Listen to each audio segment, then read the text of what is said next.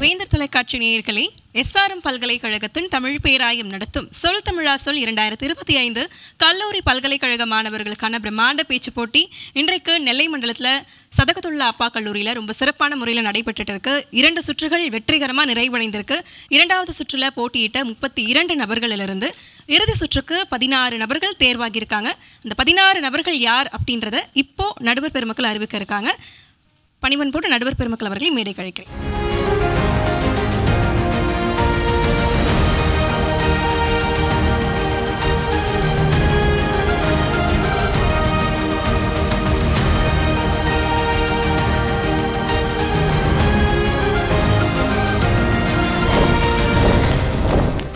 நடுவர் அம்மா முனைவர் ஆனந்த நாயகி அவர்கள் ஒரு சில வார்த்தைகள் நம்மோடு.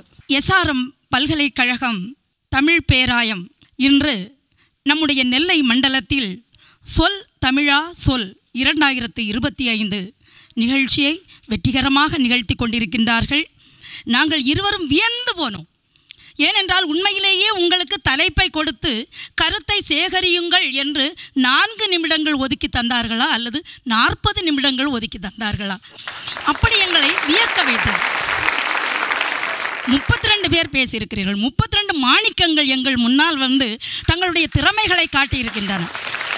ஆனால் இதில் 16 மாணிக்கங்களைத்தான் நாங்கள் தேர்ந்தெடுக்க வேண்டும் என்கின்ற பொழுது உண்மையிலேயே நெஞ்சம் தவிக்கின்றது. ஆனாலும் விதிமுறை என்ற ஒன்று இருக்கின்றதல்லவா, அதை நாங்கள் பின்பற்ற வேண்டும் அல்லவா? அதனால் இப்பொழுது 16 மாணவ செல்வங்களினுடைய போட்டியாளர்களினுடைய பெயர்கள் எண்கள் இங்கே அறிவிக்கப்பட இருக்கின்றன. நீங்கள் மீண்டும் போராடி வெற்றி பெற வேண்டும் என்று முதலில் வாழ்த்திக் கொண்டு இப்பொழுது உடனடியாக பெயர்களை அறிவிக்கின்றோம். முதல் எண் 7092 மோ பா ஆதிரா. எஸ்ஆர்எம் பல்கலைக்கழகத்தின் தமிழ் பேராயம் நடத்தும் சொல் தமிழா சொல் 2025 கல்லூரி பல்கலைக்கழக மாணவர்களுக்கான பிரம்மாண்ட பேச்சு போட்டி வெற்றிகரமாக இன்றைக்கு நெல்லை மண்டலத்தில் 2 சுற்றுகள் நிறைவடைந்திருக்கு. அடுத்ததா இறுதி சுற்றுக்கு முன்னேறி இருக்கும். 2வது சுற்றுல போட்டியிட்ட 32 மாணவர்களிலிருந்து இறுதி சுற்றுக்கு 16 மாணவர்கள் தேர்வாகியிருக்காங்க. இந்த 16 மாணவர்கள் வந்து எப்படி பேச போகிறாங்க அப்படின்னா, முதல் 2 சுற்றுகளில் மாணவர்கள் தனித்தனியாக தங்களுடைய திறமைகளை வெளிப்படுத்தினாங்க. ஆனால் இந்த சுற்றில் மாணவர்கள் 2 பேராக சேர்ந்து, அதாவது இணைகளாக வந்து போட்டி போட போகிறாங்க. 16 நபர்களும் 8 இணைகளாக பிரிக்கப்பட்டிருக்காங்க. இந்த இறுதி சுற்று அப்படின்றது விவாதம் மற்றும் கேள்விக்கான அரங்காக அமைய போகுது. முதல்ல 2 நபர்களும் வந்து தங்களுக்கான தலைப்புகளில் குலுக்கல் முறையில் தேர்ந்தெடுப்பாங்க. குலுக்கல் முறையில் தேர்ந்தெடுக்க தலைப்புகள் படி லாட் நம்பர் 1, 2 அப்படின்னு 2 நபர்களும் தனித்தனியாக பிரிஞ்சு நிற்பாங்க. முதல் நபர் அந்த தலைப்பு சார்ந்த அவருடைய கருத்தை தெரிவிப்பார். அடுத்ததாக 2வது நபர் அவருடைய தலைப்பு சார்ந்த கருத்துக்களை தனிப்பட்ட முறையில் தெரிவிப்பாங்க. இந்த விவாதம், அதாவது விவாதம் இல்லாமல் தங்களுடைய தனிப்பட்ட கருத்துக்களை தெரிவிக்கிறதுக்கு மாணவர்களுக்கு 3 நிமிடங்கள் வழங்கப்படும். அதைத் தொடர்ந்து 2 பேரும் தங்களுடைய கருத்துக்களை மறுத்து பேசுறதுக்கு அவங்களுக்கு 1 நிமிடம் வழங்கப்படும். அதுக்கு அடுத்தபடியாக நடுவர்கள் அவங்க கிட்ட கேள்வி கேட்பாங்க. இப்படி தான் இந்த இறுதி சுற்று போக இருக்கு. இந்த இறுதி சுற்றில் போட்டியிட போகிற 8 இணைகளை நம்ம கூப்பிட்டுலாம். முதலாவதாக போட்டி போட போகிற நபர்கள் அவர்களுடைய பதிவு எண் இப்போ அறிவிக்க போகிறேன். பதிவு எண்கள் 7049, 7105. இளைஞர்கள் சமூக நலனில் அக்கறையுள்ளவர்களாக இருக்கிறார்கள். ஆம், ஒரு 100 இளைஞர்களை கொண்டு வாருங்கள், இச்சமூகத்தையே மாற்ற முடியும் என்று விவேகானந்தர் இளைஞர்கள் மீது நம்பிக்கை வைத்தார். ஒரு இளைஞனாக அவர் மற்ற இளைஞர்கள் மீது வைத்த நம்பிக்கை இன்று மெய்யாகி கொண்டிருக்கிறது என்பதுதான் நிதர்சனமான உண்மை. இன்று இளைஞர்களும் சரி, இளம் பெண்களும் சரி, பல்வேறு துறைகளில் சாதனைகள் புரிய தொடங்கி இருக்கிறார்கள். பல பிரச்சனைகளை ஆராய துவங்கி இருக்கிறார்கள். இது என்னுடையது அல்ல, இது என் வீட்டில் நடந்தது அல்ல, இது என்னுடைய குடும்பத்தில் நடந்தது அல்ல என ஒதுங்கி போகாமல் சமூக பிரச்சனைகளுக்கு எதிராக குரல் கொடுக்கும் உருவமாக உருவெடுத்து கொண்டிருக்கிறார்கள் இன்றைய இளைஞர்கள். இன்றைய இளைஞர்கள் கல்வியில் உயர்ந்து நின்றாலும் அவர்களின் மனக்கொள்கை என்னவாக இருக்கிறது என்று பார்த்தால், சமூகத்திற்காக பணிபுரிவதாக அல்ல. பல இளைஞர்கள் கற்ற கல்விக்கேற்ற வேலையில் நல்லபடியாக சம்பாதித்து நல்ல பெயருடன் வாழ வேண்டும் என்றுதான் எண்ணுகிறார்களே தவிர, அவர்கள் சமூகத்தில் இருக்கும் பிரச்சனைகளை எடுத்து அதை சரி செய்ய வேண்டும் என்று எண்ணக்கூடிய இளைஞர்களின் எண்ணிக்கை மிகவும் குறைவாகத்தான் உள்ளது என்று நான் அடித்து கூறுவேன். இன்றைய இளைஞர்கள் மொபைல் கேமிலும் மதுவிலும் மாதுவிலும் அடிமைப்பட்டு கிடப்பது உண்மையாக தான் இருக்கிறது. நம்மால் செய்தித்தாள்களில் கூட வாசிக்க முடிகிறது. இவர் சொல்வதை பார்த்தால் இன்று நாட்டில் இளைஞர்கள் மட்டுமே விபத்துக்கு உள்ளாகிறார்கள் போலும் என தோன்றுகிறது. நிச்சயமாக இல்லை. ஒரு விபத்து நடக்கிறது என்றால் முதலில் ஓடி சென்று அங்கு அவனை தூக்கி காப்பாற்றுவது இங்கு ஒரு இளைஞனாகவோ இளம்பெண்ணாகவோ தான் இருக்கிறாள். மட்டுமல்லாமல் அவனுடைய கல்வியினால் அவன் சமூகத்தை உயர்த்த முயற்சி செய்கிறான் என்பதை பதிவு செய்து இளைஞர்கள் தான் சமூக நலனில் அக்கறை கொண்டு இச்சமூகத்தை உயர்த்த போராடுகிறார்கள் என கூறி வாய்ப்புக்கு நன்றி பாராட்டி விடைபெறுகிறேன். தன் வாழ்வில் தனக்கு தேவையான கல்வி எதுவென்று அவர்களால் சிந்தித்து தேர்வு செய்ய முடியவில்லை.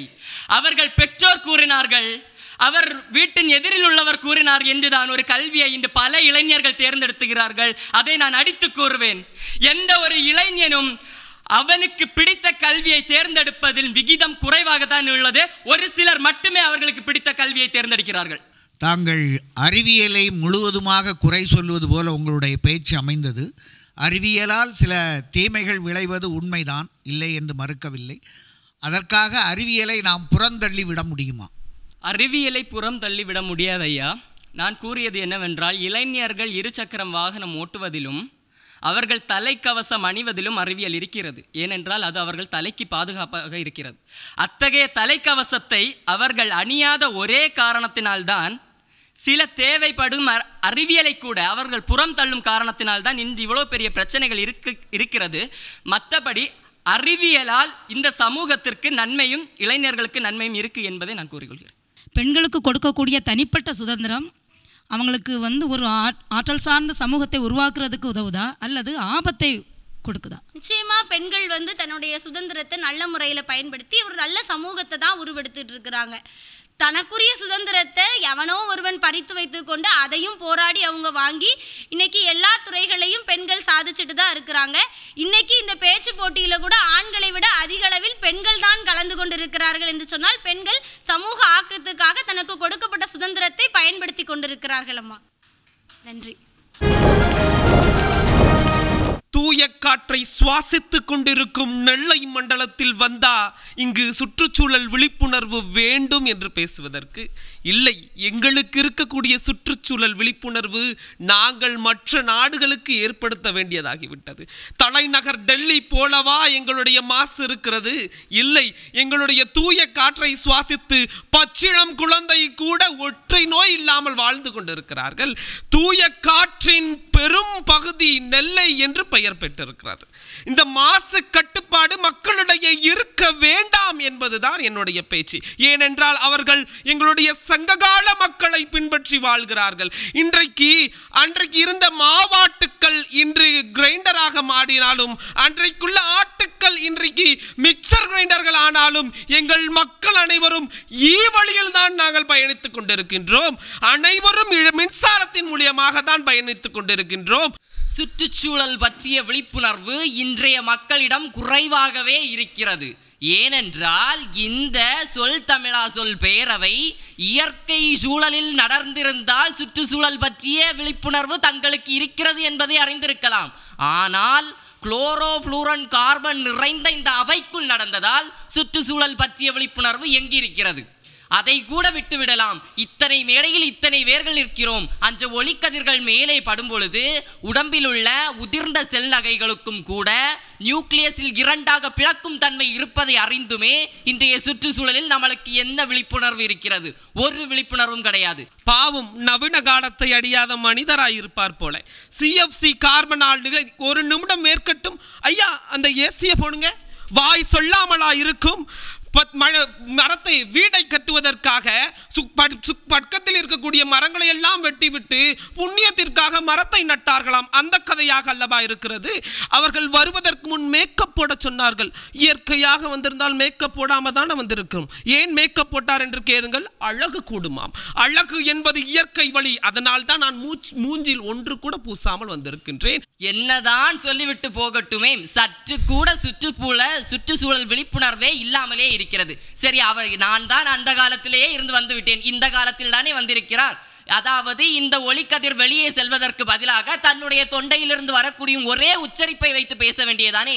இதே ஒளிக்கதிர்கள் தான் வேகமாக ஒரு செயலி செயல்படும் போது தன்னுடைய மேனியில் பட்டு கேன்சர் செல்களை எளிதாக இதயத்தில் உருவாக்கும் என்பதையும் கண்டுபிடித்துள்ளார்கள். அதை கூட விட்டுவிடலாம். மருத்துவமனையில் பிள்ளை வயிற்றில் இருக்கும் பொழுதே பிள்ளையின் மேல், அதாவது கரு பெற்ற தாயின் மேலே புற ஊதா கதிர்களையும் எக்ஸ்ரே கதிர்களையும் விடுகிறோமே, அது எவ்வளத்திற்கு ஆபத்தானது? இதே இது பண்டைய காலத்தில் வைத்திருந்தார்களா? இதுவா இப்போ உள்ள விழிப்புணர்வு? இதுவா விழிப்புணர்வை பற்றி பேசுகின்றார்கள். நெல்லையிலே ஓடுகின்ற தாமிரபரணி ஆறு முழுவதும் நெகிழி பொய்களால் நிரம்பி வழிகிறது. இதுவா சுற்றுச்சூழல்? இது விழிப்புணர்வில்லா சமூகமாக இருந்தாலும் இன்றைய இளைஞர் சமுதாயம், என்னை போன்ற சமுதாயம் தமிழை கற்கக்கூடிய ஆர்வத்தை பெருக்கிவிட்டோம். இனியும் நெகிழிப்பை மிதக்காது, அங்கு தூசு குப்பை கூட மிதக்காது. பை அள்ளி தண்ணீர் குடிக்கும் அளவிற்கு மாற்றி விடுவோம். விழிப்புணர்வை ஏற்படுத்துவோம். வருங்காலம் சுற்றுச்சூழல் விழிப்புணர்வால் மேம்படும்னு நினைக்கிறீங்களா?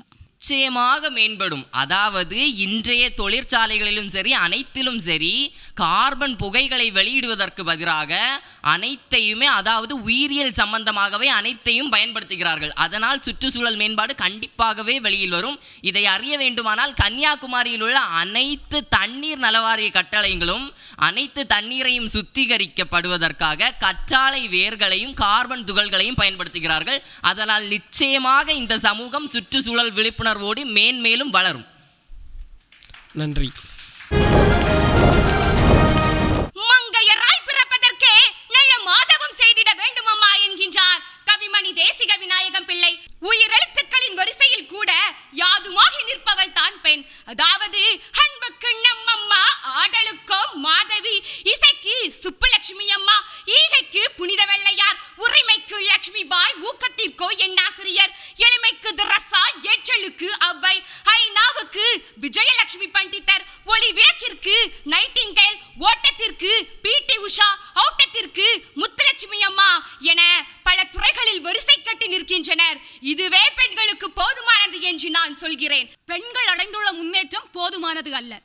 ஏனென்றால் இந்த சமுதாயத்துல காந்தியடிகள் ஒருக்கா சொன்னாரு, என்னைக்கு ஒரு பெண் நள்ளிரவுல நிறைய நகைகளோட நடந்து போறாளோ அன்னைக்கு தான் அவளுக்கு முழு சுதந்திரம் கிடைச்சுன்னு.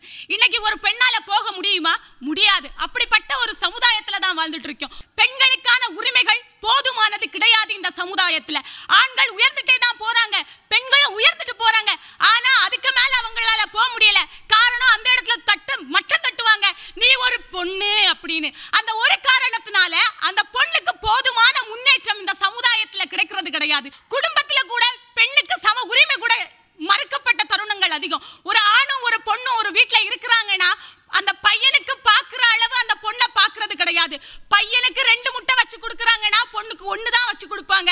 அந்த அளவுல கூட பெண்களுக்கான முன்னேற்றம் சரி சமமாக போதுமானதாக இந்த சமுதாயத்துல இல்ல. இந்த பெண்மையை சொல்லுகிறார் ஒரு ஆண் ஒரு பெண்ணை மட்டம் தட்டி பேசுகிறார் என்று. இல்லை நடுபவர்களே, என் வீட்டில் அருகில் உள்ள ஒருவர் தன் மனைவியை வெளிநாட்டில் வேலை பார்க்க வைத்து இன்று அவர் 2 குழந்தைகளை வைத்து தனது சொந்த பிள்ளைகளை மிக பத்திரமாக பார்த்து வருகிறார். பெண்களை மட்டும் யாரும் தட்டவில்லை. ஏனென்றால் உலகையும் படைத்தவள் அந்த பெண்ணே. அவளை யாருமே மட்டும் செல்லவில்லை. சில சமயம் எல்லா இடத்திலுமே ஆணுக்கு நிகராக பொண்ணு இருக்கும்போ அந்த பொண்ணுக்கு போதுமான அளவு அந்த பொண்ணுக்கான முன்னேற்ற பாதை தடைப்பட்டு இருக்குதுன்னு உள்ளதை நீங்க மறந்துருப்பீங்கன்னு நினைக்கிறேன். அது மட்டும் இல்லாம நீங்க குறிப்பிட்ட பேரையெல்லாம் பட்டியல் போட்டு வரிசையா சொன்னீங்க. ஆனா அவங்க எல்லாமே பெரிய தொலைக்காட்சிகளை வந்தனால மட்டும்தான். பெண்களுக்கான இடஒதுக்கீடு 33.67 விழுக்காடு அது கிடைச்சிச்சா உங்களுக்கு? கிடைக்குது. 33.67 கிடைச்சிச்சா அல்லது கூடுதல் கிடைச்சிச்சா? அரசியல்ல இன்னும் கிடைக்கலன்னு நான் நினைக்கிறேன். உங்களுடைய கருத்து? நான் அரசியல்ல பெண்களுக்கு 30% இடஒதுக்கீடு கிடைக்கும் நான் நினைக்கிறேன். பெண் முன்னேற்றம் என்பது எவற்றை வைத்து மதிப்பிடப்படுகிறது? பெண் முன்னேற்றம் என்பது ஒரு பொண்ணுக்கு கொடுக்கிற பாதுகாப்பு, அந்த பொண்ணு ஒரு சமுதாயத்துல அந்த பொண்ணுக்கு கிடைக்க அங்கீகாரம், இதெல்லாமே வச்சுதான் ஒரு பொண்ணோட முன்னேற்றம் அந்த இடத்துல அந்த பொண்ணுக்கு அந்த முன்னேற்றம் கிடைக்குது. இது போதுமானது அல்ல. எல்லாமே கிடைச்சுன்னா அவளுக்கு போதுமானதா இருக்குது. ஆனா இந்த சமுதாயத்துல ஒரு பொண்ணுக்கு எல்லாமே சரிசமமா கிடைக்குதான்னு கேட்டா அது கிடையாது. அந்த பொண்ணு முன்னேற்றமான பாதையில செயல்பட்டு போராடான்னு கேட்டா அது அவளுக்கு போதுமானதாக இந்த சமுதாயத்துல இல்லை. சின்னத்திரைக்கு தணிக்கை அவசியமே. ஒரு திரைப்படம் 3 மணி நேரம் ஒளிபரப்பாகிறது. அதற்கே தணிக்கை தேவைப்படுகிற பொழுதே 300 பாகங்கள் 1000 பாகங்கள் ஏற்படும் சின்னத்திரைக்கு ஏன் தணிக்கை வழங்க முடியவில்லை? சின்னத்திரை நாடகங்கள் மற்றும் பொழுதுபோக்கு நிகழ்ச்சிகளை பார்ப்பவர்கள் தானே அதிகம். திரைப்படத்தை பார்ப்பவர்களின் எண்ணிக்கையை விட சின்னத்திரையை பார்ப்பவர்களின் எண்ணிக்கை தானே அதிகம். அப்படி இருக்கையில் பாலியல் துன்புறுத்தல், வரதட்சணை கொடுமை இப்படியெல்லாம் கதைகள் திரைப்படத்தில் வருவதை விட சின்னத்திரையில் வந்தால் மக்களுக்கு எளிதில் அது புரியும். இதற்குத்தான் தணிக்கை சின்னத்திரைக்கு தேவைப்படுகிறது. சின்னத்திரையில் என்னென்ன கொடுமைகள் நடக்கிறது என்பதை தணிக்கை மூலமாக காட்டினால்தான் அவர்கள் தங்கள் பிள்ளைகளுக்கு நல்லறிவு புகட்டி இது இப்படி அப்படி என்று கூறுவார்கள். இதற்குத்தான் சின்னத்திரைக்கு தணிக்கை தேவைப்படுகிறது. சின்னத்திரைக்கு தணிக்கை அவசியமில்லை. சின்னத்திரையில் என்ன காட்டப்படுகின்றன? கல்வியை பற்றி காட்டப்படுகின்றதா? இல்லை இந்த சமூகத்தில் எவ்வளவு மாற்றம் வர வேண்டும் என்பதை பற்றி காட்டப்படுகிறதா? இல்லை. குடும்பத்தில் என்ன சண்டை நடைபெறுகின்றது, எப்படி ஒரு குடும்பத்தை பிரிக்கலாம், எப்படி ஒரு குடும்பத்தை அழிக்கலாம் என்பதை பற்றி தானே காட்டப்படுகின்றது. வெளிப்படையாக சொல்ல வேண்டும் என்றால் சின்னத்திரையில் தணிக்கை அவசியமில்லை. அதாவது தணிக்கை அவசியமில்லை. அதை பார்த்து எதற்காக சின்ன குழந்தைகள் முதல் அந்த தொலைக்காட்சியை பார்த்து கெட்டு விடுகின்றார்கள். ஆகையால் சின்னத்திரைக்கு தணிக்கை என்பது அவசியமில்லை. அவசியம் இல்லை என்பதற்கு அவர்கள் சொன்ன ஒரே காரணம் சிறு குழந்தைகள் பார்க்கிறார்கள். எவ்வளவோ விழிப்புணர்வு நிகழ்ச்சிகள் சின்னத்திரையில் வருகின்றன. அதெல்லாம் பார்க்க தெரியாதவர்கள் ஏன் அதை மட்டும் பார்க்க வேண்டும்? இவர்கள் சொல்லும் கருத்தை மட்டும் ஏன் பார்க்க வேண்டும்? நல்லது எவ்வளவோ உள்ளதே, அதை பார்க்கத்தானே சின்னத்திரை நாம் தணிக்கை தேவை என்று கூறுகிறோம்.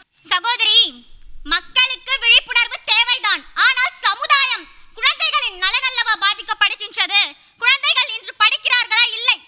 பாதி நேரம் தொலைக்காட்சியின் முன் நின்று அதில் வரும் எல்லா செய்திகளையும் பார்க்கிறார்கள். இன்றைய இளைஞர்களின் கையில் தானே நாளைய சமுதாயமானது இருக்கின்றது. அதில் தீயவற்றை காட்டினால் அதுதான் மாணவர்களிலும் இளைஞர்களின் மனதிலும் பதிந்து கொண்டிருக்கின்றது என்பதை என்னுடைய கருத்தாக கூறுகிறேன். சின்னத்திரையில் தணிக்கை என்பது எந்த அளவிற்கு தேவை என்பது உங்களது விவாதமாக இருந்தது. தணிக்கைக்குரியான சில குறியீடுகள் உண்டு. ஏயு என்பது வரும். அதற்கான விளக்கம் தெரியுமா? ஒரு நல்ல திரைப்படம் அனைவரும் பார்க்குற அளவுக்கு அந்த திரைப்படம் இருந்ததுன்னா அதுக்கு யூஏ சான்று கொடுப்பாங்க. சின்னத்திரைக்கு தணிக்கை அவசியம் இல்லை அப்படின்னு நீங்கள் பேசுனீங்க. அப்போ கொடிய வன்முறை காட்சிகள், அநாகரிகமான நிகழ்வுகளை அப்படியே ஒளிபரப்புகிறாங்களே, அதை நீங்கள் வரவேற்கிறீங்களா? அப்படி அந்த காட்சிகள், அந்த அநாகரமான செயல்களை எல்லாம் ஒளிபரப்புறதுனால தான் இன்றைய இளைஞர்கள் அதை பற்றியெல்லாம் தெரிந்து கொள்கிறார்கள்.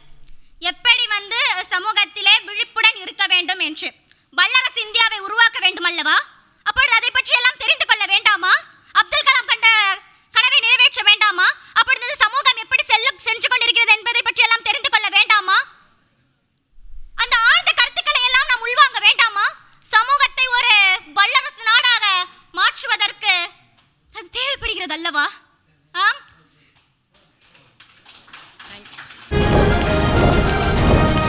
நவீன சமூக ஊடகங்களால் விளைவது நன்மையே. தேடி சோறு நிதன் தின்று பல சின்னஞ்சிறு கதைகள் பேசி மனம் வாடி துன்பமிக உழன்று பிறர் வாட பல செயல்கள் செய்து நரை கூடி கிளப்பருவம் எய்தி கொடுங்கூற்றுக்கு இறையனப்பின் மாயும் பல வேடிக்கை மனிதர்களைப் போலே நான் வீழ்வேன் என்று நினைத்தாயோ என்று பராசக்தியை பார்த்து பாரதியார் கேட்டார். இன்றைக்கு இந்த சமூகத்தில் உள்ள இளைஞர்கள் கேட்கிறார்கள், 1000 அளவில் ஊடகங்கள் வளரட்டும், அதை நல்ல முறையிலே பயன்படுத்தி சமூகத்திற்கு நன்மையை தான் தேடி கொடுப்பேனே தவிர நான் வீழ்வேன் என்று நினைத்தாயோ என்று இளைஞர்கள் கேட்கிறார்கள். அவ்வை சொன்னாள், தானம்தான் பிறவி கொடை என்று சொல்லி இன்றைக்கு ஊடகங்களில் ஒரு சில புகைப்படங்களை பகிர்ந்தாலும் கூட ஐயோ ஒருவருக்கு உணவை கொடுத்துவிட்டு பகிர்ந்து கொள்கிறார்கள் என்று என்று நினைக்காதீர்கள். அப்படியாவது 1000 பேருக்கு இளைய சமுதாயங்கள் அன்னதானம் செய்கிறார்கள் என்று மகிழ்ச்சி அடையுங்கள். அந்த வளர்ச்சியை கொடுத்தது ஊடகங்கள் தான். நவீன சமூக ஊடகங்களால் விளைவது தீமையே என்ற தலைப்பில் எனது உரையை தொடங்குகிறேன். முதலாவதாக நான் இங்கு குறிப்பிடத்தக்க ஒரு விஷயம் இருக்கின்றது. இந்திய அளவிலேயே இன்று கிராமப்புறங்களில் 95% மக்கள் தொலைபேசியை பயன்படுத்தி கொண்டிருக்கிறார்கள். தொலைபேசியின் விளைவு எப்படி இருக்கும் என்பது பின்வரும் சமுதாயத்திற்கே அறியும். ஏனென்றால் ஒரு கருவியின் வளர்ச்சியும் வீழ்ச்சியும் அறிவதற்கு நமக்கு 2 தலைமுறை எடுக்குமாம். தொலைபேசி வந்து இன்னும் ஒரு தலைமுறை கூட கடக்கவில்லை. நாம் இந்த நிலை தொடர்ந்தால் சிறு குழந்தை முதல் பெரும் மூதாட்டி வரை அனைத்து மக்களும் கண்ணில் மூக்கு கண்ணாடியுடனும் காதில் செவி மாட்டியுடனுமே திகழ்ந்து கொண்டிருப்பார்கள். இதுவா சமூக ஊடகங்களினால் ஏற்படும் வளர்ச்சியாக இருக்க முடியும்? ஊடகம் இன்றைக்கு ஆபத்தாக மாறிவிட்டதாம். என்ன சொல்லி வைத்தார்கள்?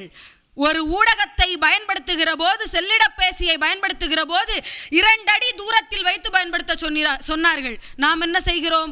இன்னும் கண்ணிற்குள் போவதற்கு இடமில்லை என்ற அளவிற்கு உள்ளே கொண்டு போகிறோம். இரவிலே இருளிலே செல்லிடப்பேசியை பயன்படுத்தாதீர்கள் என்றார்கள். இன்றைக்கு என்ன செய்கிறோம்? போர்வைக்குள்ளே தான் பயன்படுத்தி கொண்டே இருக்கிறோம்.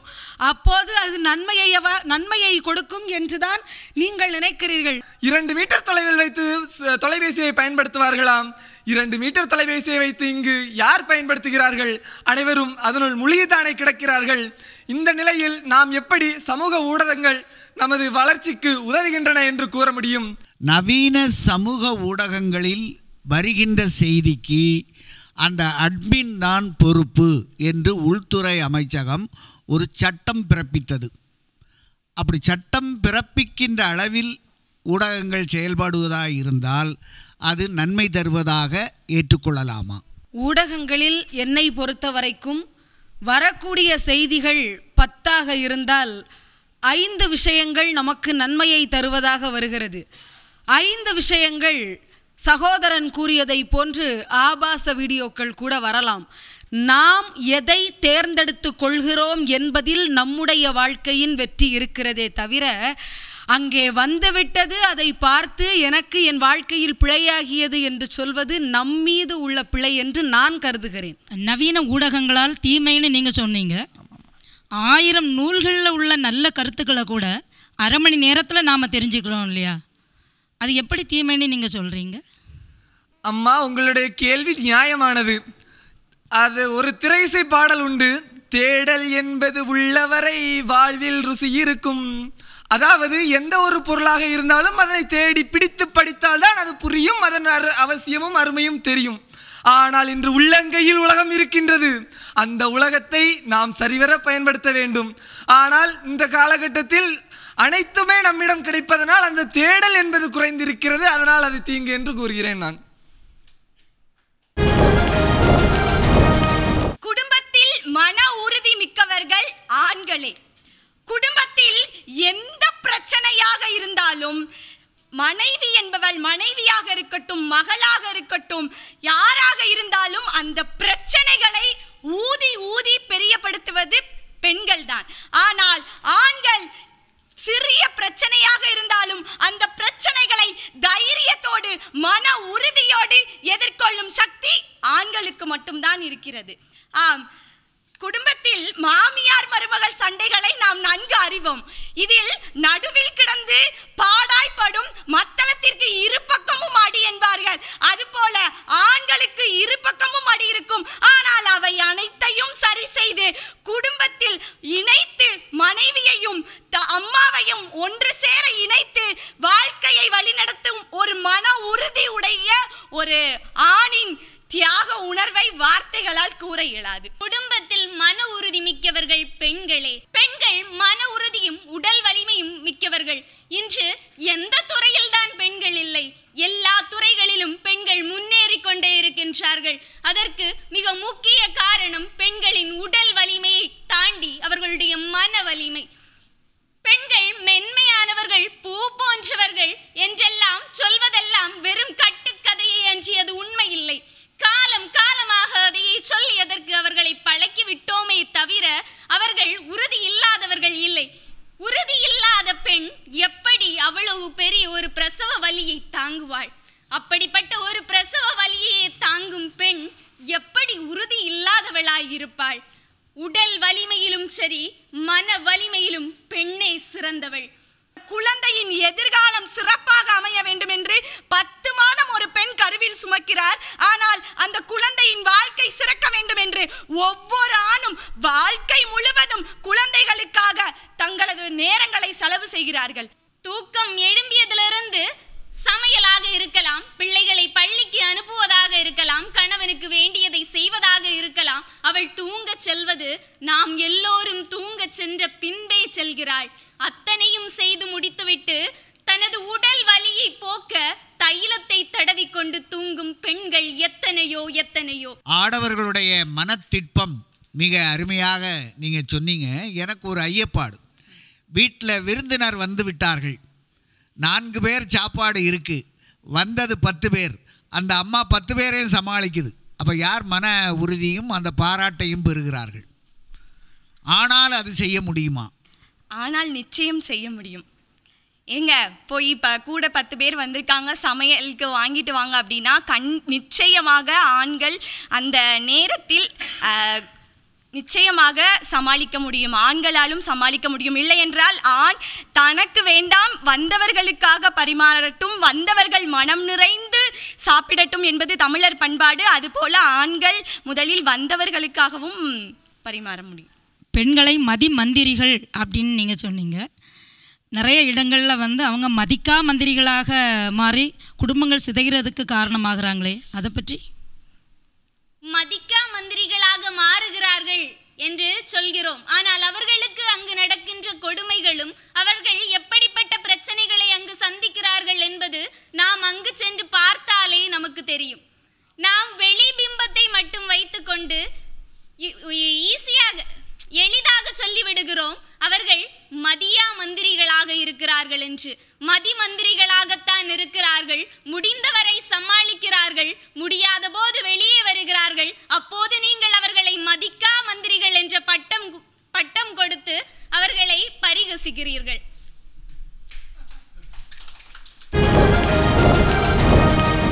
அரசியல் கட்சிகள் அதிகம் தோன்றுவது பொதுநல நோக்கமே. ஆம், சமுதாயம் இன்று சாக்கடையாகி கொண்டிருக்கிற வேளையிலே மனித நலம் மேம்படுத்தவும் மனிதம் மேம்படவும் அரசியல் கட்சிகள் இன்று தோன்றிக் கொண்டிருக்கிறது என்றால், அரசியல் கட்சிகள் தோன்றுவது பொதுநலத்திற்குத்தானே. அரசியல் இன்று கேள்விக்குறியாக்கப்பட்டு விலைச்சந்தையில் விற்கப்படும் போது எண்ணற்ற புது கட்சிகள் உருவெடுத்துக் கொண்டிருக்கிறது என்றால், அரசியல் தோன்றுவது பொதுநல நோக்கிற்குத்தானே. நம்முடைய திராவிட முன்னேற்ற கழகத்தை எடுத்துக்கொள்வோம். நீதி கட்சி என்றிருந்த நாள் தொடங்கி திராவிடர் கழகமாய், திராவிட முன்னேற்ற கழகமாய் இன்று பல அடிகளை எடுத்துக் கொண்டிருக்கின்றது. இதிலே வந்தார்கள் போனார்கள் 1000 பேர். நினைவில் நிற்பவர்கள் யாரென்றால், சமுதாயத்திற்கு யார் வழிகோலுகிறார்களோ அவர்கள் மாத்திரமே. அங்கு நம் வழிகோலுவர்கள் பொது நலத்தையே தனது கருத்தாக கொள்கிறார்கள். இங்கு நாம் சுயநலத்தை கருத்தில் கொண்டிருந்தால் அரசியல் என்பது கேள்விக்குறியாக்கப்பட்டிருக்கும் தானே. அரசியல் கட்சிகள் அதிகம் தோன்றுவது தன்னல நோக்குடனே. ஆம், இன்றைய அரசியல் தன்னல நோக்குடன் தான் தோன்றுகிறது. அதற்கு உதாரணம் இன்று எங்குமே உண்மை இல்லை, அனைத்திலும் ஊழல்தான் இருக்கிறது. ஒளிவு மறைவற்ற அரசாங்கமே ஊழலற்ற அரசாங்கம். தனி மனித விதிகளை மீறுபவனே இன்று அரசியல்வாதியாக திகழ்கிறான். அதனால் தான் அரசியல் கட்சிகளில் கூட்டம் நடக்கும் போது மட்டும் ஆட்கள் அதிகமாக உள்ளது. என்று ஊழல் ஆரம்பிக்கிறதோ அன்று அரசியல் கட்சிகள் அனைத்தும் ஊழலுக்கே துணை புரிகின்றன. நான் யாரையும் குறிப்பிட்டு சொல்லவில்லை. எந்த கட்சி வெற்றி அடைய போகிறதோ அந்த கட்சியில் சேர்ந்தால் நமக்கு நல்லது என்று எத்துணை பேர் சிந்தித்து அங்கு சென்றால் அங்கு ஒரு பெட்டி, இங்கு சென்றால் இங்கு ஒரு பெட்டி என்று எத்தனை பேர் வாங்கியிருக்கிறார்கள். இந்த அவையில் இருக்கும் அத்துணை பேருக்குமே தெரியும், அன்று சிலுவை சுமந்த இயேசுவும் மெக்கா முதல் மெதினா வரை நடந்த நபிகளும் வீரம் நிறைந்த பக்திக்கு சாட்சியாக இருந்தார்கள். ஆனால் இன்றைய காலகட்டத்தில் அந்த வீரம் நிறைந்த பக்தி எங்கே சென்றது? ஊழலில் தான் போய் முடிகிறது. என்றுமே ஊழல் தான் இந்த தேசத்தில் தலை நிமிர்ந்து நிற்கிறது. என் எதிரணியினர் கூறினார், அனைத்து கட்சிகளுக்குமே ஊழல் தான் அடிப்படை என்று. அங்கனம் ஊழல் அடிப்படையாக இருந்திருந்தால் இன்று சமுதாயத்தின் எந்த மக்களும் மேம்பட்டிருக்கவே முடியாது. இன்று சமுதாயத்தின் அனைத்து அங்கத்தினரும் ஏதோ ஒரு துறையிலே அவரவர் மக்களின் வாழ்வாதாரத்திலே மேம்பட்டிருக்கிறார்கள் என்றால் அரசியல் சட்டம் அவ்வளவு சரியாக இருந்து கொண்டிருக்கிறது என்பதுதான் அதற்கு காரணம். ஊழலிலே மூழ்கி போன ஒரு சமுதாயம் எப்படி வளர்ந்து கொண்டிருக்கிற ஒரு நாடாக மாற முடியும் என்று சிந்தித்து பாருங்கள். தேசத்தில் உயரிய பண்புகள் அனைத்தும் இன்று இல்லை சகோதரி, அதை நீங்கள் புரிந்து கொள்ளுங்கள். நல்ல பண்புகள் என்றுமே தலை நிமிரும், ஆனால் அது இன்று ஊழலில் இல்லை. அதை நீங்கள் சற்று சிந்தித்து பாருங்கள். பெட்டிகளை வாங்குபவன் மனதில் எப்பொழுதும் பணத்தை மட்டுமே மையமாக வைத்து வாங்குகிறானே தவிர ஒருவருடைய உரிமையை வைத்து அவன் வாங்கவில்லை, பொதுநலன் கருதி அவன் வாங்கவில்லை. இதை செய்தால் நாட்டிற்கு நல்லது, இதை செய்தால் நாட்டிற்கு தவறு, இதை நாம் செய்யக்கூடாது என்று எவரும் அங்கு சிந்திக்கவில்லை. ஏனென்றால் இன்று அனைவரும் மனித நேயத்தை இழந்து நிற்கிறோம். ஊழல் இல்லாத கட்சி எப்பொழுது அமையுமோ அப்பொழுது இந்த சுயநலமிக்க கட்சிகள் அழியும் என்ற கோட்பாடு சரியா? நிச்சயமாக ஊழல் என்று இல்லையோ அன்றுதான் அனைத்து மக்களின் நிலையும் உயரும். என்று ஒருவன் தன்னுடைய வீட்டில் பணத்தை சேமிக்கிறானோ அவன் எவ்வாறு நாட்டிற்கு உதவுவான்? என்று நாட்டிற்காக அவன் பணத்தை செலவிடுகிறானோ அன்று இந்த நாடு மேம்பட்டதாக மாறும். அன்று அனைத்து அரசியலிலும் ஊழல் இல்லாமல் இருக்கும். எவ்வாறு அன்று ஹரிச்சந்திரன் வாழ்ந்தானோ, எவ்வாறு அன்று காமராசர் இருந்தாரோ, அதை போன்ற அரசியல் மீண்டும் இந்த சமூகத்தில் உருவாகும். அரசியலை ஓர் அறமாக கண்டவர்கள் தமிழர்கள்.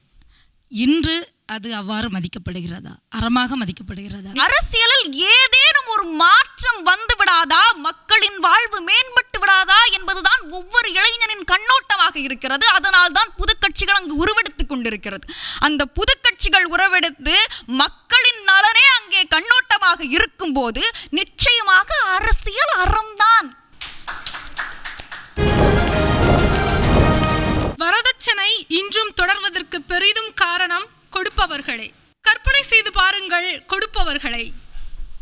தர்மம் செய்யும் போதாக இருக்கட்டும், வேறு என்ன காரியம் செய்யும் போதாக இருக்கட்டும், கொடுப்பவர்களின் கைகள் தான் என்றும் மேலோங்கு இருக்கும். என்று கைகள் கொடுப்பதற்கு மேலோங்குகிறதோ அன்று அதிகமான கைகள் வாங்குவதற்கு கீழேறும். அதேதான் இன்று வரதட்சணையிலும் நடைபெறுகிறது. இன்றைய சமூகம் பெரிய அளவில் திருந்து விட்டது.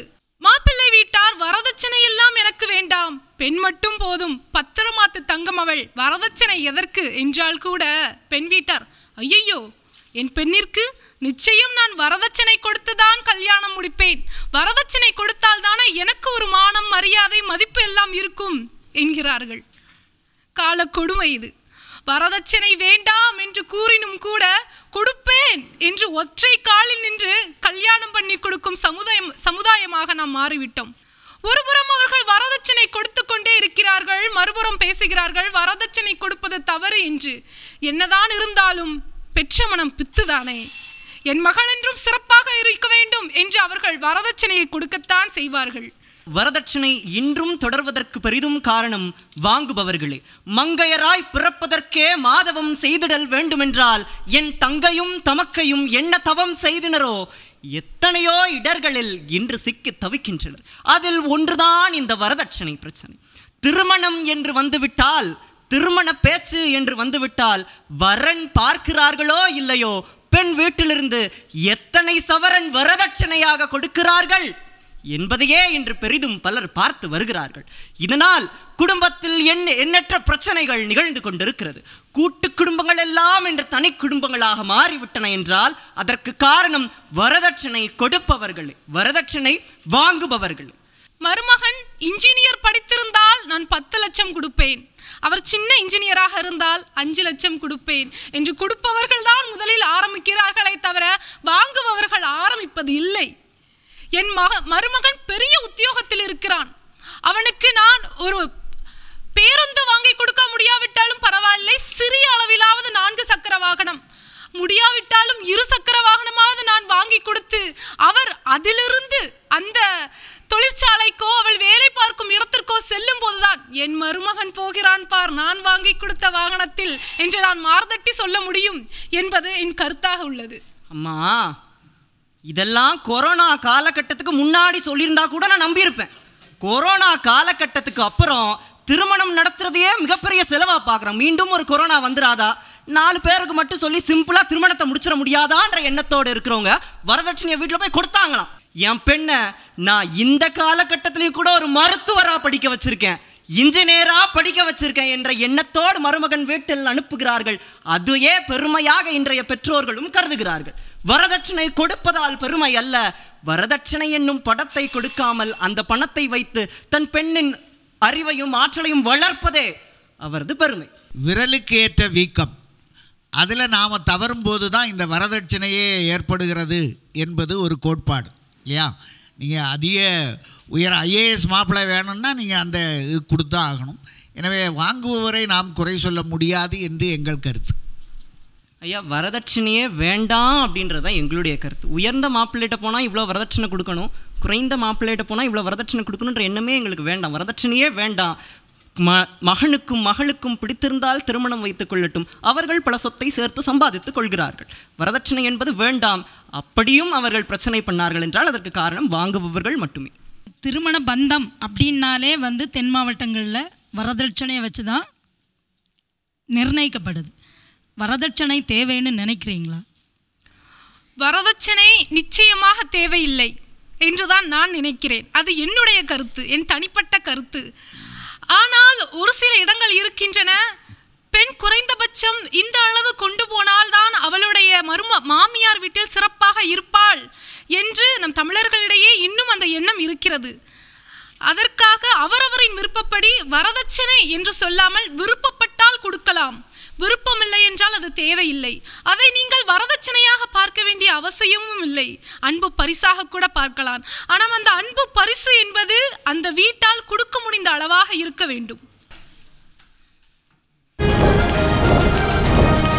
எஸ்ஆர்எம் பல்கலைக்கழகத்தின் தமிழ் பேராயம் நடத்தும் சொல் தமிழா சொல் 2025 கல்லூரி பல்கலைக்கழக மாணவர்களுக்கான பிரம்மாண்ட பேச்சு போட்டி இன்றைக்கு நெல்லை மண்டலத்தில் சதகத்துல்லா அப்பா கல்லூரியில் வெகு சிறப்பாக நடைபெற்று 3 சுற்றுகளும் வெற்றிகரமாக நிறைவடைந்திருக்கு. தொடர்ந்து இறுதி சுற்றில் போட்டியிட்ட 16 மாணவர்களிலிருந்து 16 போட்டியாளர்களிலிருந்து வெற்றி பெறக்கூடிய அந்த 8 போட்டியாளர்கள் யார் அப்படின்றத இப்போ நம்ம அறிவிக்க இருக்கோம். முன்னதாக எஸ்ஆர்எம் தமிழ் பேராயத்தின் பேராய தலைவர் முனைவர் கரு நாகராசன் ஐயா அவர்களையும் பேராயத்தின் செயலாளர் பா ஜெயகணேஷ் ஐயா அவர்களையும் மேடை கழிக்கிறோம். இன்றைக்கு இந்த நிகழ்வு இவ்வளவு சிறப்பாக நடத்துவதற்காக நமக்கு எல்லா நிலைகளிலும் உறுதுணையாக இருந்த சதகத்துல்லா அப்பா கல்லூரியின் ஆசிரியர் ஒருங்கிணைப்பாளர் முனைவர் சவுந்தர மகாதேவன் ஐயா அவர்களை மேடை கழிக்கிறோம். கல்லூரியினுடைய ஆசிரியர் பொறுப்பாளர்களுக்கும் மாணவ பொறுப்பாளர்களுக்குமான சான்றிதழ்களும் வழங்கப்பட உள்ளது. இந்த பிரம்மாண்ட பேச்சு போட்டியினை எல்லா நிலைகளிலும் சிறப்பாக நடத்துவதற்கு எங்களுக்கு எல்லா அனுமதிகளையும் அளித்த சதகத்துல்லா அப்பா கல்லூரி நிர்வாகத்திற்கு எங்களுடைய நெஞ்சார்ந்த நன்றிகளை தெரிவித்துக் கொள்கிறோம். தொடர்ந்து இந்த நிகழ்வு சிறப்பாக நடைபெறுவதற்கு எங்களுக்கு ஊக்கத்தையும் உற்சாகத்தையும் அளித்து வழிகாட்டிய கல்லூரி ஆட்சிக்குழு உறுப்பினர் LKMA முகமது நவாப் ஹுசைன் ஐயா அவர்களையும் கல்லூரியினுடைய முதல்வர் முனைவர் சேமு அப்துல் காதர் ஐயா அவர்களையும் பணிவன்போடு மேடை கழிக்கிறோம். கல்லூரியினுடைய நினைவு பரிசு அவர்களிடம் வழங்கப்பட உள்ளது. இந்த பேச்சு போட்டியினுடைய 2வது சுற்று மற்றும் இறுதி சுற்றுக்கு நடுவர் பணியாற்றிய நடுவர் பெருமக்களுக்கு சிறப்பு செய்ய உள்ளோம். நடுவர் பெருமக்கள் பேராசிரியர் தா நீலகண்ட பிள்ளை ஐயா அவர்களையும் இணை பேராசிரியர் பா ஆனந்த நாயகி அம்மா அவர்களையும் பணிவன்போடு மேடை கழிக்கிறோம். சொல் தமிழா சொல் என்ற அடிப்படையில் எஸ்ஆர்எம் பல்கலைக்கழகம் காட்டான்குளத்தில் இருக்கக்கூடிய ஐயா பாரிவேந்தர் அவர்களுடைய நிறுவனம் ஏறத்தாழ நான் அறிந்த வரையில் 15 ஆண்டுகளுக்கு மேலாக தமிழ் பேராயம் என்ற ஒரு அமைப்பை நிறுவி தமிழ் வளர்த்து வருகிறார்கள். சும்மா இல்லை, அந்த காலத்திலிருந்து தமிழ்நாடு முழுமைக்குமான பல்வேறு அறிஞர்களை தேர்வு செய்து பரிசு வழங்கி கொண்டு இருக்கிறார்கள். இப்பொழுது 40 லட்சம் என்று அறிவித்திருக்கிறார்கள். ஆனால் அவர்கள் ஆண்டுதோறும் 10-15 லட்சங்களை தமிழுக்காக அவர்கள் செலவு செய்து கொண்டிருக்கிறார்கள். தமிழ் அறிஞர்களை, தமிழ் எழுத்தாளர்களை, தமிழ் மாணவர்களை மிகச் சிறப்பாக ஊக்குவித்து கொண்டு இருக்கின்றார்கள். நானும் பலமுறை அதில் சென்று என்னுடைய பங்களிப்பையும் செய்திருக்கிறேன் என்ற ஒரு மகிழ்ச்சி எனக்கு உண்டு. போட்டியை இங்கே அருமையாக நடத்தியிருக்கிறார்கள். அதற்கெல்லாம் மூல காரணமாக விளங்குபவர்கள் ஐயா எனது அன்பிற்குரிய பெரியவர். அவர் சாதாரண நபர் இல்லை, ஏதோ கோட்டு சூட்டுக்குள்ளே இருக்காருன்னு நாம் நினச்சாலும் கூட தமிழ்நாட்டில் உயர் பொறுப்பு அதிகார பதவிகளில் வகித்தவர் போல. அதெல்லாம் நாங்கள் சொல்ல வரல. அவர்தான் இந்த தமிழ் பேராயத்தினுடைய தலைவராக பல ஆண்டுகள் மிக திறம்பட செயலாற்றி கொண்டிருக்கிறார் ஐயா கரு நாகராஜன் ஐயா அவர்கள். அவர்களுக்கு துணையாக தமிழ்துறை தலைவரும் இந்த பேராயத்தினுடைய செயலருமாக முனைவர் ஜெயகணேஷ் அவர்கள். இவர்களை பற்றியெல்லாம் நீங்கள் அருமையாக கேள்விப்பட்டிருப்பீர்கள். ஜெகத் இருக்கிறார், பாலசுப்ரமணியன் இருக்கிறார், இப்படி பலர் எல்லோரும் நல்ல கருத்தை தெரிவித்தீர்கள். உங்களுடைய வருங்காலம் சிறப்பாக அமையட்டும். அடுத்ததா இப்போ நம்ம எல்லாரும் எதிர்பார்த்துட்டு இருந்த அந்த தருணம், வெற்றியாளர்கள் யார் அப்படின்றத அறிவிக்க இருக்கும். அதற்காக முன்னதாக சதகத்துல்லா அப்பா கல்லூரியின் முதல்வர் மற்றும் ஆட்சிக்குழு உறுப்பினர் அவர்களை மேடை கழிக்கிறோம். சதகத்துல்லா அப்பா கல்லூரியின் தமிழ்துறை தலைவர் முனைவர் சௌந்தர மகாராஜன் அவர். அடுத்ததா இப்போ அந்த 8 நபர்கள், அந்த 8 நபர்களுடைய பதிவு எண்கள் மட்டும்தான் இப்போ நான் சொல்ல போறேன். நீங்க எந்த அடிப்படையில், எந்த மதிப்பெண் அடிப்படையில் பரிசு பெற்றிருக்கீங்க அப்படின்றத நடுவரையா அறிவிப்பாங்க. ஸோ உங்களுடைய பதிவு எண்கள் இப்போ நான் வாசிக்க போறேன். வாசிக்கக்கூடிய பதிவெண் கொண்ட நபர்கள் மேடைக்கு வந்துருங்க. நீங்க எந்த மதிப்பெண்ணில் வெற்றி பெறுறீங்க, பரிசு பெற போறீங்க அப்படின்றத நடுவரையா தான் அறிவிப்பாங்க. பதிவெண்கள் அறிவிச்சிடலாமா?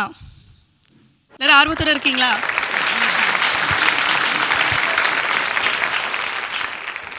பதிவு எண் 7047 8வது இடம் பிடித்து ஆறுதல் பரிசான 20,000 ரூபாய் தொகையை வெல்லக்கூடிய நபர் செல்வ அனு அவர்கள், எஸ்ஏவி சகாய தாய் கலை அறிவியல் கல்லூரி திருநெல்வேலி. அவர்களுக்கு ஆறுதல் பரிசாக 20,000 ரூபாய். அடுத்ததாக 7வது இடம் பெற்று 20,000 ரூபாய் பரிசு தொகை வெல்லக்கூடிய நபர் பா ராமலட்சுமி, சதகத்துல்லா அப்பா கல்லூரி திருநெல்வேலி. தொடர்ந்து 6வது இடம் பிடித்து 20,000 ரூபாய் ஆறுதல் பரிசை வெல்லக்கூடிய நபர் மா பெர்சி, தூய சவேரியார் கல்லூரி பாளையங்கோட்டை. அடுத்ததாக 5ஆம் இடம் பிடித்து ஆறுதல் பரிசான 20,000 ரூபாய் தொகையை வெல்லக்கூடிய நபர் மு வசந்தகுமாரி, ஏபிசி மகாலட்சுமி மகளிர் கல்லூரி தூத்துக்குடி. தொடர்ந்து 4ஆம் இடம் பிடித்து ஆறுதல் பரிசான 20,000 ரூபாய் தொகையுடன் மாநில அளவில் நடைபெற இருக்கக்கூடிய போட்டிக்கு முன்னேறி இருக்கக்கூடிய நபர் மோ பா ஆதிரா, மனோன்மணியம் சுந்தர்னார் பல்கலைக்கழக முதுகலை விரிவாக்க மையம் கன்னியாகுமரி. அடுத்ததாக 3ஆம் இடம் பிடித்து 50,000 ரூபாய் பரிசு தொகையை வெல்லக்கூடிய நபர் மா கா ராஜவே, சதகத்துல்லா அப்பா கல்லூரி. தொடர்ந்து மீதமுள்ள அந்த 2 நபர்கள் முன்னாடி வரலாம். ஒரு சின்ன கவுண்டவுன் போயிடலாமா? இவ்வளோ நேரம் காத்திருப்பு இல்லையா? 10 9 8 7 6 5 4 3 2 1 முதலிடம் பிடித்து 1,00,000 ரூபாய் பரிசு தொகையை வெல்லக்கூடிய நபர் மா சே அமல் சாதியா, வியாசா கலை மற்றும் அறிவியல் பெண்கள் கல்லூரி தென்காசி. அடுத்ததாக 2ஆம் இடம் பிடித்து 75,000 ரூபாய் பரிசு தொகையை வெல்லக்கூடிய நபர் ஆ ரா லாவண்யா, அரசு சட்டக்கல்லூரி திருநெல்வேலி.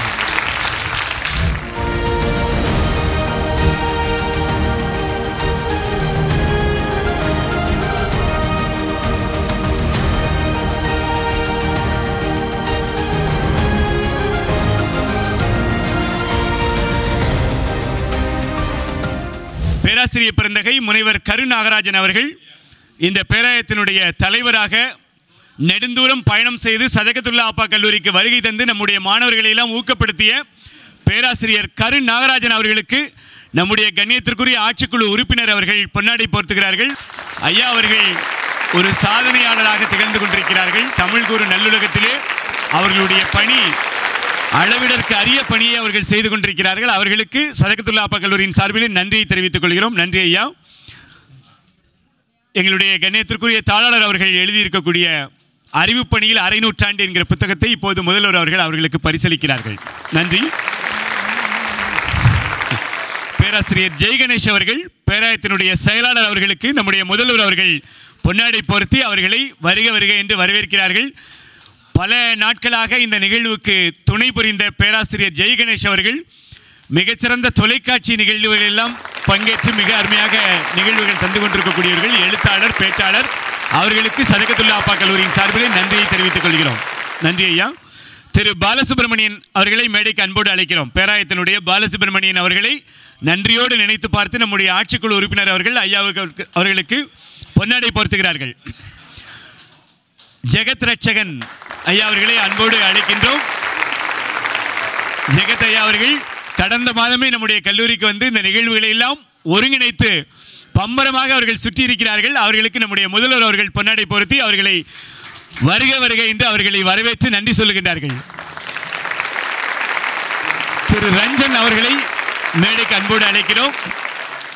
இத்தனை தேனீக்கள் இந்த நிகழ்வுக்காக உழைத்திருக்கின்றன. இந்த பிள்ளைகளை எல்லாம் மேடையிலே ஏற்றிவிட்டு அவர்கள் கீழே இருந்து கொண்டிருக்கிறார்கள். திரு ரஞ்சன் அவர்களை நன்றி பாராட்டுகிறோம். நம்முடைய முதல்வர் அவர்கள் பொன்னாடை பொருத்தி அவர்களை வரவேற்கின்றார்கள், நன்றி பாராட்டுகிறார்கள். இந்த 3 வருஷ காலத்தில் எனக்கு கிடைக்காத முதல் பரிசு முதல் முறையாக இந்த இடத்துல கிடைச்சது வந்து எனக்கு ரொம்ப ரொம்ப சந்தோஷமாக இருக்குது. உண்மையிலேயே நான் இதை எந்த வகையிலையுமே எதிர்பார்க்கல. முதல் சுற்று, 2ஆம் சுற்று, 3ஆவது சுற்றையெல்லாம் கடப்பேன் என்றெல்லாம் நான் யோசிச்சு பார்க்கல. ஆனால் அதெல்லாம் கடந்து இப்போ இங்கே வந்து நிற்கிறது ரொம்ப ரொம்ப சந்தோஷமாக இருக்குது. இந்த வாய்ப்பை தந்தவர்களுக்கும் வேந்தர் டிவிக்கும் நன்றி. பள்ளிக்கூடம் படிப்பதிலிருந்தே பேச்சு போட்டிக்கு பரிசு வாங்கி கொண்டே தான் இருக்கிறேன். ஆனால் பேச்சு போட்டிக்கு பணப்பரிசு வாங்கியது இதுதான் முதல் முறை. எனக்கு இந்த பேச்சின் மீது, தமிழின் மீது கொஞ்சம் ஆர்வம் அதிகம். அதனால் தான் இங்கு வந்தேன். ஆனால் உண்மையிலே இந்த பரிசை பெற்றது, பணப்பரிசை பெற்றது மகிழ்ச்சியாக இருக்கிறது. முயற்சி திருவினையாக்கும், அந்த திருவினைதான் இந்த வெற்றி.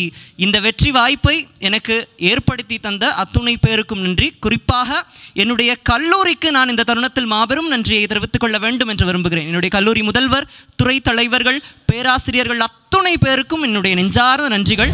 SRM தமிழ் பேராயமும் வேந்தர் தொலைக்காட்சியும் இன்றைக்கு வளரக்கூடிய இளம் தலைமுறைகளாகிய எங்களுக்கு ஒரு மிகப்பெரிய வாய்ப்பை உருவாக்கி கொடுத்திருக்கிறது. 40 லட்சம் ரூபாய் பரிசு தொகை. ஒரே நாளில் 3 சுற்றுகளை முடித்த ஒரே பேராயம் இதுவாகத்தான் இருக்கும் என்று நினைக்கிறேன். SRM பல்கலைக்கழகத்தின் தமிழ் பேராயம் நடத்தும் சொல் தமிழா சொல் 2025 கல்லூரி பல்கலைக்கழக மாணவர்களுக்கான பிரம்மாண்ட பேச்சு போட்டி வெற்றிகரமா 7 மண்டலங்கள்ல நிறைவடைந்திருக்கு. இன்றைக்கு ரொம்ப சிறப்பான முறையில் நெல்லையில் இருக்கக்கூடிய சதகத்துல்லா அப்பா கல்லூரியில இந்த பேச்சு போட்டி நிறைவடைந்திருக்கு. அடுத்த வாரம் மீண்டும் உங்கள் அனைவரையும் கோவை மண்டலத்தில் சந்திக்கிறேன். வணக்கம்.